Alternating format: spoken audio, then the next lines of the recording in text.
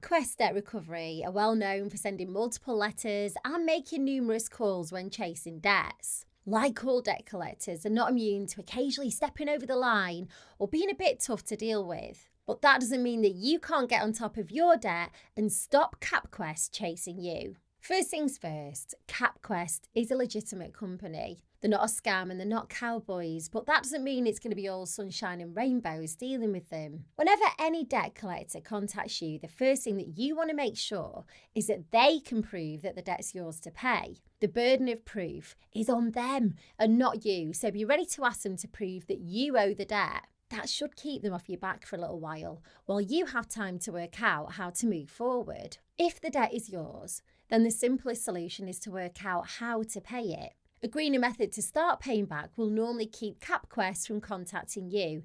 That's assuming that you stick to your agreement. Sadly, that's easier said than done, especially if you didn't know you had the debt in the first place. Luckily, you don't always have to pay all the debt back, so if you're struggling financially, then there are options out there that could help. While these solutions aren't all suitable for everyone, you might find that one or two could work well for you. I'll run through them quickly here. First up, debt management plans. They're an informal agreement that you make with the creditors to pay back your debts at a lower, more affordable rate. Normally that means paying less each month, but over a longer time frame. The catch is that you can't include all your debts in a debt management plan. So things like credit card debt, personal loans and overdraft, they can all go in, but court fines and mortgage arrears sadly can't be part of it. Next, there's debt relief orders. They freeze your debt payments for a full year, and then if your situation hasn't changed after 12 months, the debt's written off. You make no payments towards the debt in 12 months and interest isn't added. Pretty good, right?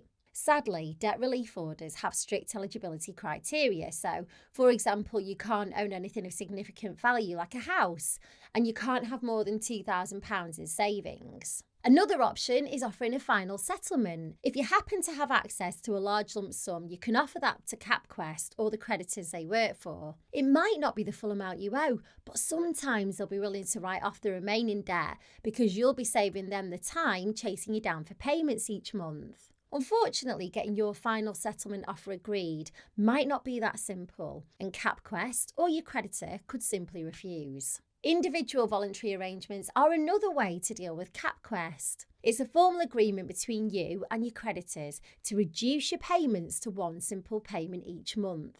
It lasts for 5 years, and at the end, any remaining debt's written off. Again, like with all these options, there are catches. IVAs are legally binding, so you'll need to keep up with the terms that you agree to. Otherwise, you could be back to square one with CapQuest. But all the time it's in place, you shouldn't hear from CapQuest. Bankruptcy is probably the most famous option. You may already know, but with bankruptcy, all your assets are reviewed and some may be sold off to pay back your debt. After a year, any remaining debt will be written off. And like with an IVA, during your year of bankruptcy, you shouldn't hear from CapQuest. Of course, bankruptcies have some obvious downsides, mainly that some of your belongings may be sold to pay for your debt, and your credit score will become very low. Paying back your debts, whether in full or using a method that I mentioned earlier, will ensure that you keep CapQuest at bay. Unfortunately, you can't just ignore them. They're likely to be persistent, which could make matters a lot worse. CapQuest can take court action against you if you ignore the letters.